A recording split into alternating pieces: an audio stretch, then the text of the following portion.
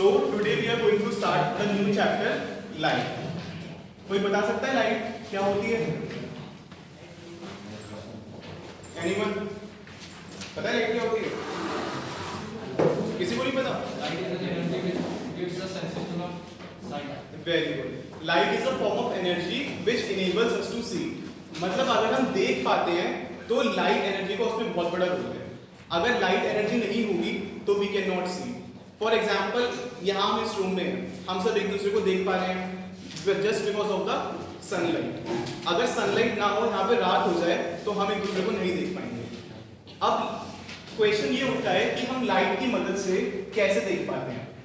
सो क्या होता है, लाइट अगर हमें किसी भी ऑब्जेक्ट को देखना है तो रूल क्या है, क्या होना चाहिए, जो लाइट है उस ऑब्जेक्ट से स्ट्राइक होनी चाहिए और जो रिफ्लेक्टेड लाइट है ऑब्जेक्ट से वो हमारी आईज पे आनी चाहिए, तभी हम किसी भी चीज को देख पाएंगे. फॉर एग्जाम्पल आप मुझे देख पा रहे हो बिकॉज सनलाइट मुझसे स्ट्राइक हो रही है एंड जो रिफ्लेक्टेड रेज हैं वो आप लोगों तक पहुंच रही है. So this is how the role of light is. So for example ये सन है हमारा, यहां से हमारी सनलाइट आ रही है. कोई डिस्टेंस बता सकता है कि अर्थ और सन के बीच कितना डिस्टेंस है? कितना डिस्टेंस है, कोई आइडिया किसी को? About 150 million kilometres. The distance between earth and sun is about 150 million kilometres. For example यहाँ पे कोई ऑब्जेक्ट है, कोई फ्लावर है सपोज ऐसे करके, ठीक है, तो सन से जो लाइट रेज आती हैं, बीम ऑफ लाइट रेज आती हैं, वो ऑब्जेक्ट पे पड़ती हैं एंड देन जो यहाँ से रिफ्लेक्टेड लाइट होती है वो हमारी आईज पे पड़ती है एंड तब हम जाके उस ऑब्जेक्ट को देख पाते हैं. समझ आ रहा है ये कॉन्सेप्ट? तो this is how we see the objects. तो लिख लो सबसे पहले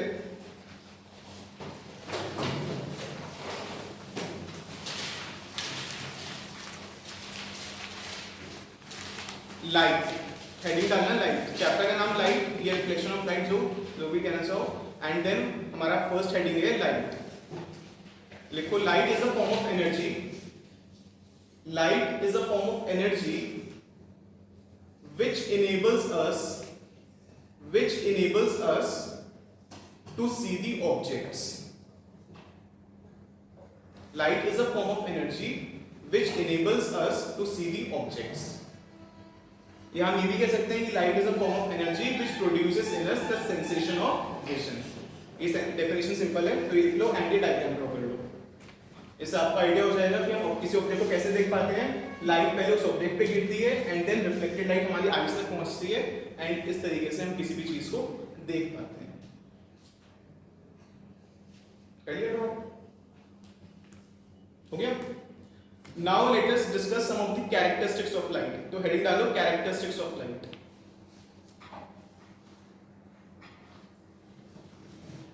कोई बता सकता है लाइट के बारे में, कैसे नेचर है लाइट का, कुछ कैरेक्टरिस्टिक्स फीचर्स बताओ कुछ. Light travels in a straight line. लिख लो first point. Light travels in a straight line.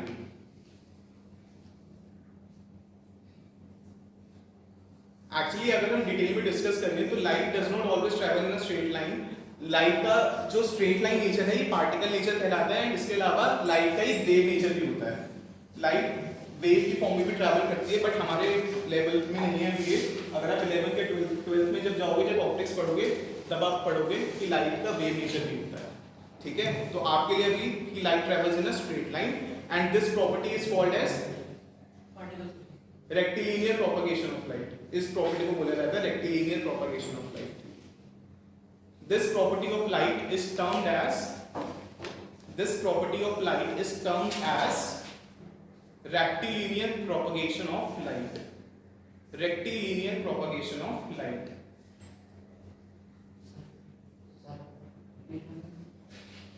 लिख लो light travels in a straight line. हंसने वाली क्या बात है? Light travels in a straight line, full stop. This property of light is termed as rectilinear propagation of light. RECTILINEAR LINEAR, rectilinear propagation.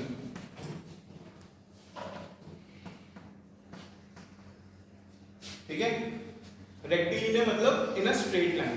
तो that's why अगर आपसे question पूछा जाता है कि what is meant by rectilinear propagation of light, so the nature of the light of travelling in a straight line is termed as the rectilinear propagation of light. और कोई property light की? Light की speed क्या होती है? Yes, very good. तो write down the next point कि सबसे पहले तो लिखो light can travel through vacuum. Light can travel through vacuum, full stop. It does not need any medium to travel. It does not need any medium to travel, full stop. The speed of light in vacuum is, the speed of light in vacuum is,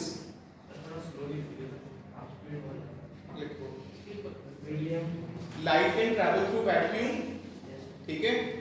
It does not need any medium to travel. It does not need any medium to travel, full stop.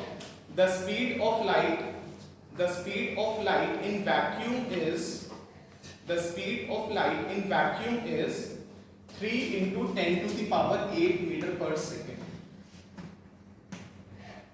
This is the speed of light.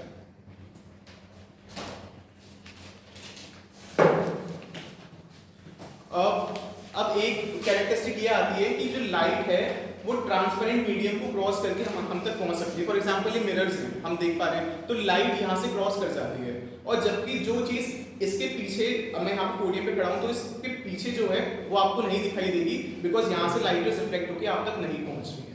ठीक है, आप इस कैमरे की back नहीं देख सकते because light rays reflect होकर आप तक नहीं पहुंच रही है।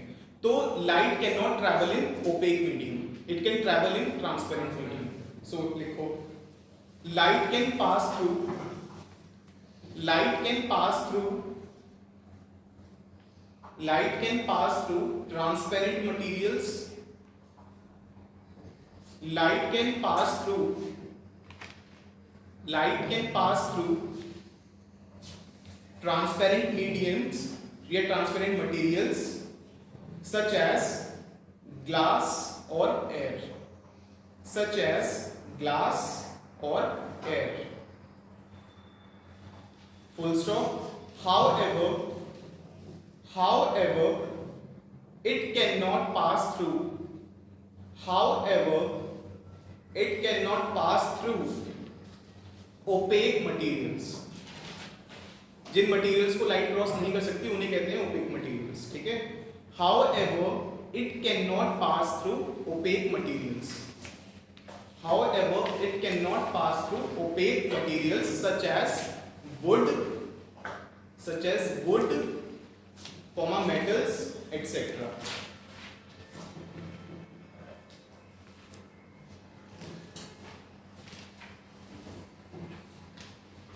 So ये कुछ फीचर्स हो गए, कैरेक्टरिस्टिक्स हो गई लाइट के बारे में। अब एक हेडिंग डालो, कुछ बेसिक टर्म्स हम डिस्कस करेंगे। ठीक है, सबसे पहला आपका जो टर्म है दैट इज रे ऑफ लाइट।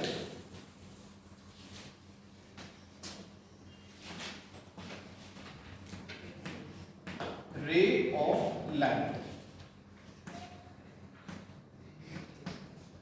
तो रे ऑफ लाइट कुछ नहीं है, इट इज जस्ट कि हम, अब फॉर एग्जांपल सन से लाइट आ रही है हमारे पास, तो हम उसे रिप्रेजेंट कैसे करते हैं? It is a way of representation.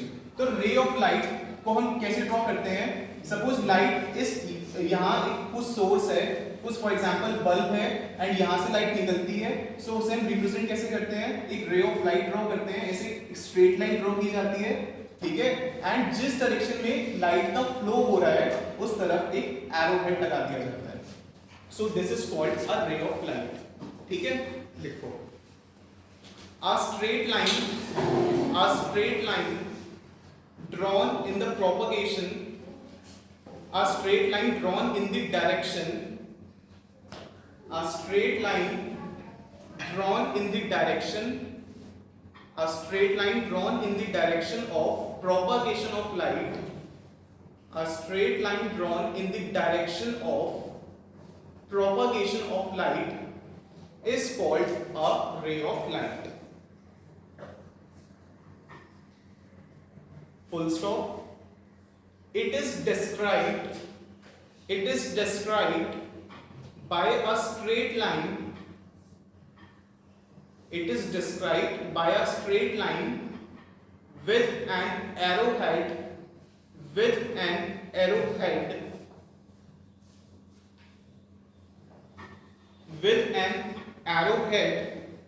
pointing in the direction of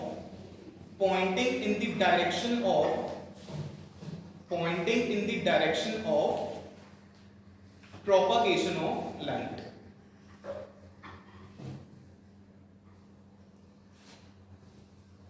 clear? Next term लिखो बीम ऑफ लाइट. सो ये क्वेश्चन पूछ सकता है हमसे कि what is the difference between a ray of light and a beam of light. ठीक है. So next we are going to discuss beam of light. So beam of light क्या होती है? मतलब it is a bundle of light rays. यानी कि light rays अगर एक से ज्यादा हो जाती है, फॉर एग्जांपल बंडल हो जाता है एक लाइट रेज का, so it is called as a beam of light. Now this is called as a beam of light. लिखो a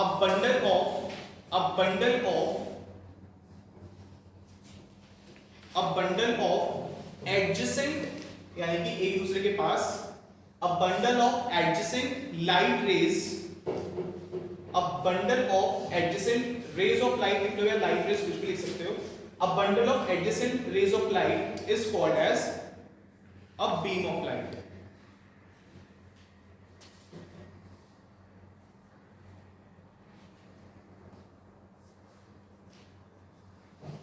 सो ये बीम ऑफ लाइट एक्चुअली में तीन तरीके की हो सकती है. या तो ये पैरेलल हो सकती है, जैसे हमने ये ड्रॉ करी है. ठीक है, इसे कहते हैं पैरेलल बीम ऑफ लाइट. ठीक है. सो ये हो गया आपका पैरेलल बीम ऑफ लाइट. अब क्या होता है कि हमेशा बीम ऑफ लाइट पैरेलल हो ही जरूरी नहीं है. फॉर एग्जांपल यहां पर एक बल्ब है इस तरीके का. ठीक है. अब इस बल्ब से जब लाइट निकलती है तो हर डायरेक्शन में ट्रैवल करती है. ठीक है. तो यहां से हो सकता है कि लाइट रेस हर डायरेक्शन में ट्रैवल करती हैं इस तरीके से. ठीक है. तो अगर मैं इस तरीके से बनाऊं, so this is known as diverging beam of light. So ये डाइवर्ज कर रही है अलग अलग डायरेक्शंस में, ये कभी एक दूसरे से मिलेंगी थोड़ी. ये it appears to come from a point source of light. ये बल्ब हो गया point source of light and यहां से लाइट रेस निकल रही है इस तरीके से. So this is diverging beam of light. ठीक है, ये हो गया आपका डाइवर्जिंग. अब एक और तरीके का होता है, तीन तरीके की हो सकती है. एक तो हो गई पैरेलल, दूसरा हो गया डाइवर्जिंग, तीसरा हो सकता है converging. For example light rays कहीं से आ रही है और किसी एक पॉइंट पे कन्वर्ज हो रही है.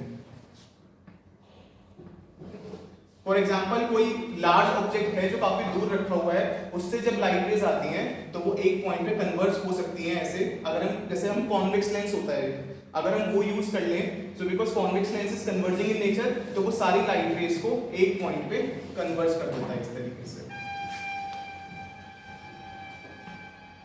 So this is converging. लिखो a beam of light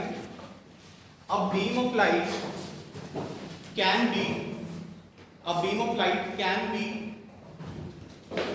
first लिखो parallel beam of light. First one is parallel beam of light.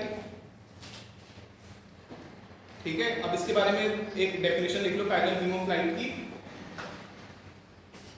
the beam of light in which all the rays are parallel to each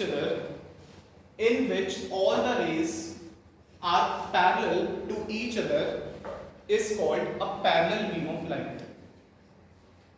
इसका example बता सकता है कोई parallel beam of light? The light rays coming from the sun is an example of parallel beam of light, जो बहुत ही infinity मतलब कुछ बहुत ही ज्यादा दूर रखा हो ऐसे सोर्स ऑफ लाइट से आते हैं, तो हम कंसीडर करते हैं they are coming parallelly to us, हमारे पास जो रीच कर रही है वो पैरेलल फॉर्म में रीच कर रही है। तो एग्जांपल लिख लो, क्या लिख ली definition, the beam of light in which all the rays are parallel to each other is called parallel beam of light. Example, a beam of light coming from a distant source, a beam of light coming from a distant source, distant यानी कि बहुत दूर, a beam of light coming from a distant source such as sun is called a parallel beam of light, such as sun is called a parallel beam of light। Clear? Next लिखो अब, और ये वाले diagram draw कर लेना, ठीक है, और इसके नीचे लिख लेना parallel beam of light.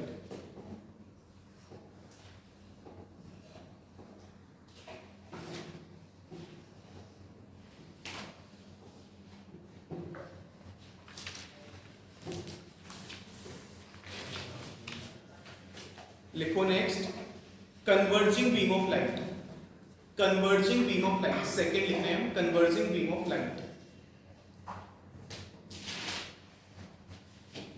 The beam of light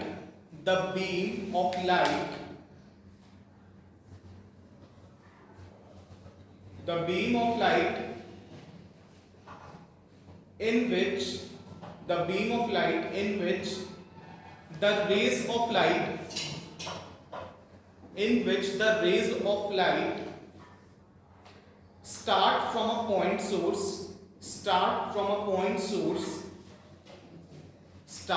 point source and move out in all the directions and move out in different directions।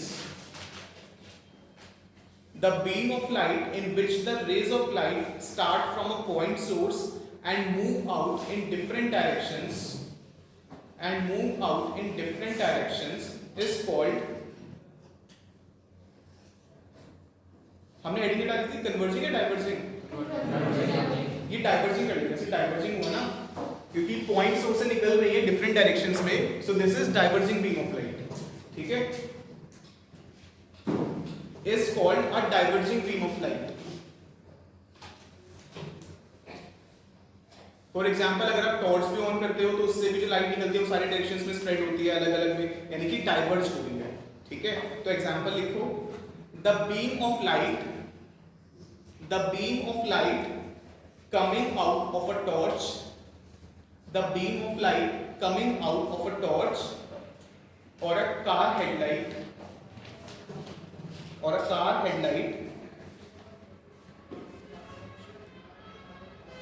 ठीक है, ये आपका डाइवर्जिंग बीम ऑफ लाइट का एग्जांपल हो गया। अब लिखो third converging beam of light.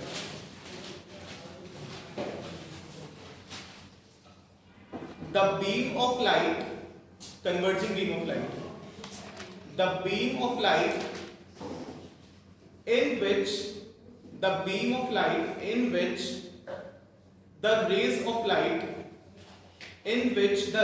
of light start from a large source of light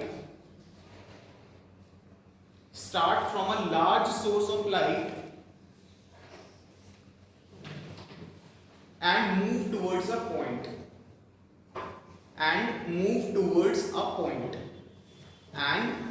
towards a point is called converging ray of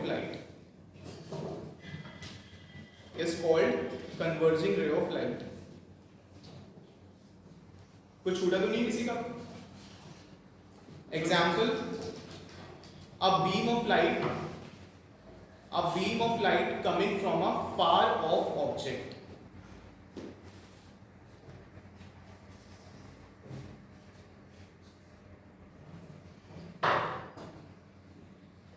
diverging में ये वाला फिगर बनाना है एंड कन्वर्जिंग में ये वाला फिगर बनाना है, ठीक है, कर लो कंप्लीट इसका रह गया।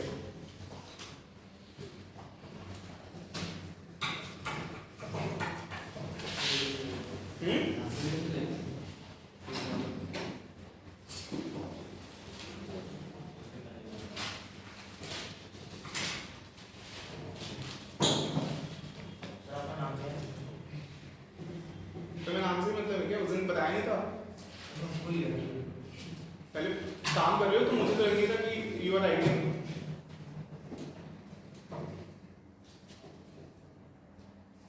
हो गया कंप्लीट?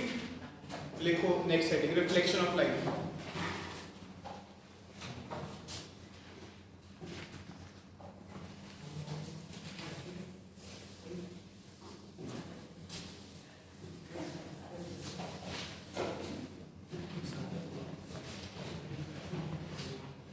सो रिफ्लेक्शन क्या होता है सबको पता होगा, बताओ कोई बता सकता है रिफ्लेक्शन क्या होता है? Bouncing back of light from an object. और एक सबसे इंपॉर्टेंट चीज है जो उसमें मिसिंग रहती है, इन द सेम मीडियम। यानी कि अगर लाइट, मान लो ये कोई सरफेस है और लाइट को रिफ्लेक्ट करने के लिए कोई पॉलिश्ड सरफेस चाहिए होता है। सो सपोज ये कोई पॉलिश्ड सरफेस है,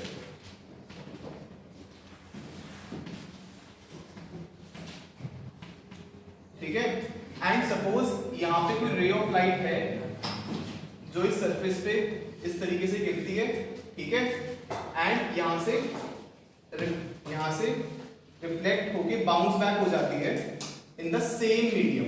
ये बहुत इंपॉर्टेंट चीज है, रिफ्लेक्शन और रिफ्रैक्शन। अगर आपने शायद अभी पढ़ा हो चाहे ना पढ़ा हो, तो रिफ्लेक्शन और रिफ्रैक्शन के बीच यही डिफरेंस होता है कि रिफ्लेक्शन में इन द सेम मीडियम बाउंस करती है, जबकि रिफ्रैक्शन में वो दूसरे मीडियम में चली जाती है।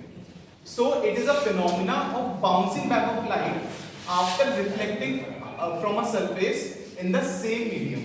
So this phenomena is called as reflection of light. अब ये दोनों रेज ऑफ लाइट हमें दिख रहा है, ठीक है, बेटा पढ़ना है पढ़ लो, नहीं पढ़ना चुपचाप बैठे, डिस्टर्ब मत करो, ठीक है। ये जो रे ऑफ लाइट है, the ray of light that falls on the surface, this is called as incident ray of light.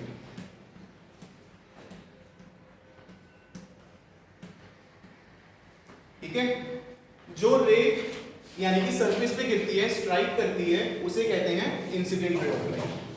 And जो रे बाउंस बैक करती है उसे क्या कहते हैं? Reflected ray of light. ठीक है, ये हो गई हमारी रिफ्लेक्टेड रे। और अगर हम इस सरफेस से एक परपेंडिकुलर लाइन ड्रॉ करें उस पॉइंट पे जहां पे जो इंसिडेंट रे है वो सरफेस को स्ट्राइक करती है, then this line is called as normal. Why normal? Because this is perpendicular to the surface, तो ये नॉर्मल होगी। And the angle made by the incident ray with the normal is called as angle of incidence, जिसे हम I से denote करते हैं, ठीक है। And the angle made by the reflected ray with the normal is called as angle of reflection. ये बातें सबको पता है, कॉमन सी बातें हैं, ठीक है। तो एक बार लिख लो चलो इसको भी, reflection of light. The phenomena of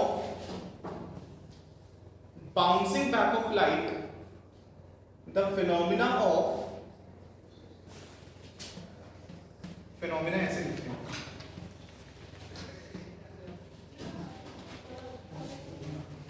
ठीक है। The phenomena of bouncing back of light from a polished smooth surface,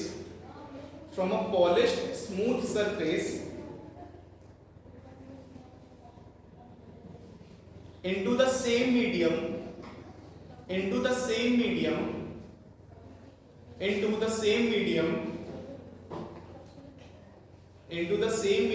is called as reflection of light,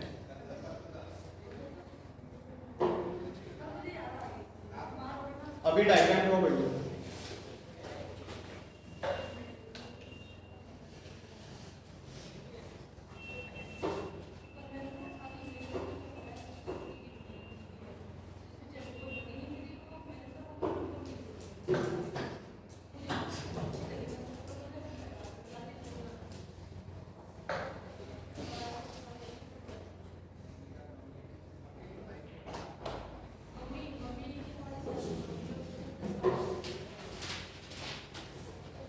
अब पॉइंट्स बना के लिखना। डायग्राम ड्रॉ कर लिया सबने?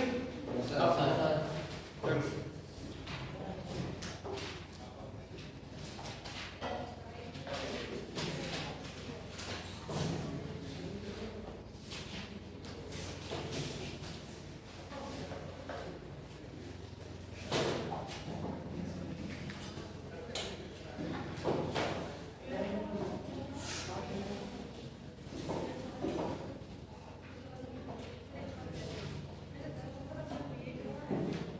हो गया? लिखो। ये डेफिनेशन दिखाने की जरूरत है क्या? ठीक है ना, कर लोगे ना इस चीजों को? ठीक है, नेक्स्ट हेडिंग डाल दो, काइंड्स ऑफ रिफ्लेक्शन।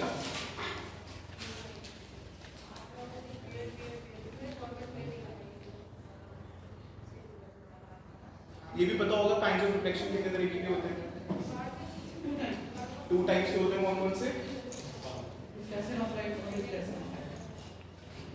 दो तरीके के कौन से होते हैं kinds of reflection?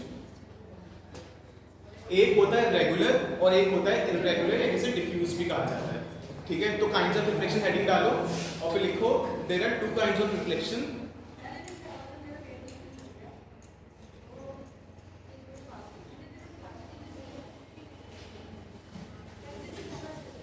First one is regular reflection.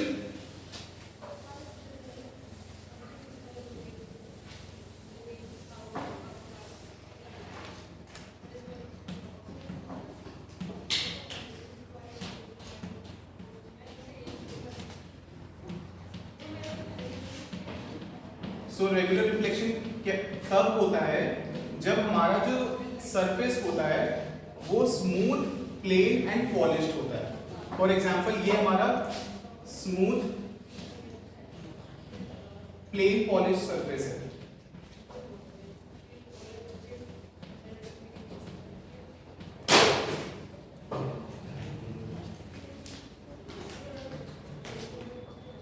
ठीक है, ये हमारा स्मूथ प्लेन पॉलिश सरफेस है। एंड जब इस पे रेज ऑफ लाइट गिरती हैं पैरेलली इस तरीके से, फॉर एग्जाम्पल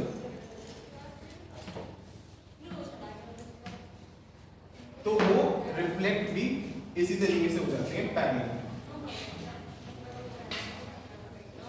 तो इसे कहते हैं रेगुलर रिफ्लेक्शन। समझ गए? चलो लिखो। First of all regular reflection. ठीक है, the reflection of a parallel beam of light, the reflection of a parallel beam of light from a surface so that the reflected rays from a surface so that the reflected rays are parallel to each other, so that the reflected rays are parallel to each other is called regular reflection.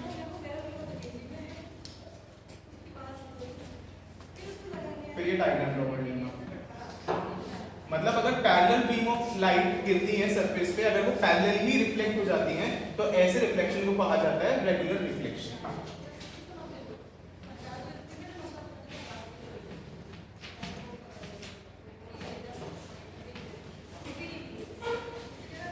Draw it.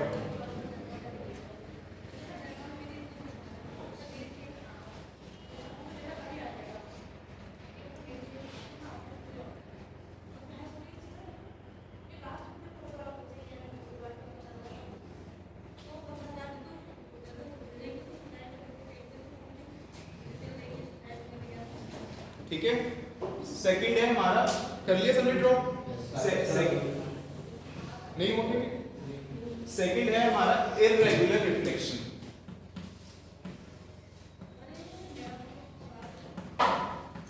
या जिसे diffused reflection भी कहा जाता है।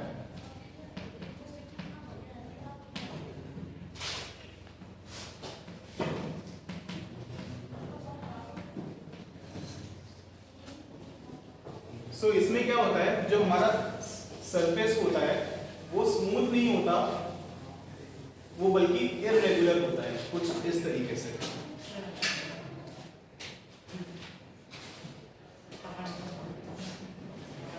जो इस पे parallel raise of light गिरती हैं वो पैरेलली रिफ्लेक्ट नहीं हो पाती, बल्कि अलग अलग डायरेक्शंस में रिफ्लेक्ट हो जाती है इस तरीके से।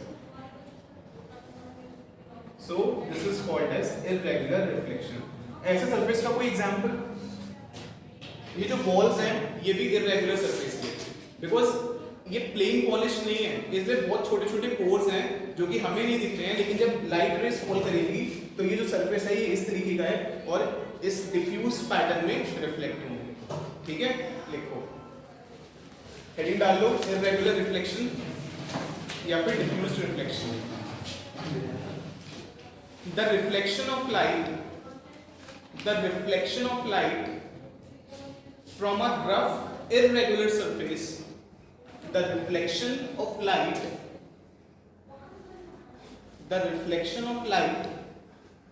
from a rough irregular surface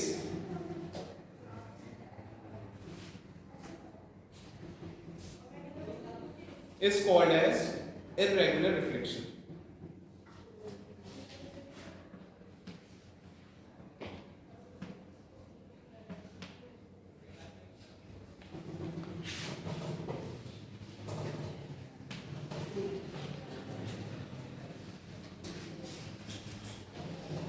फिर ये डायग्राम ड्रॉ कर लो।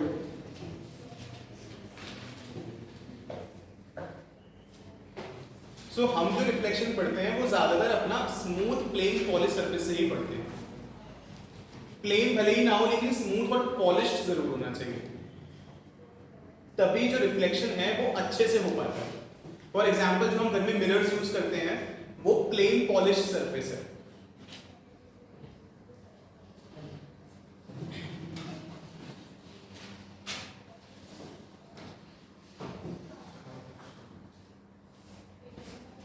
ठीक हो गया। अब नेक्स्ट डालो लॉज ऑफ रिफ्लेक्शन।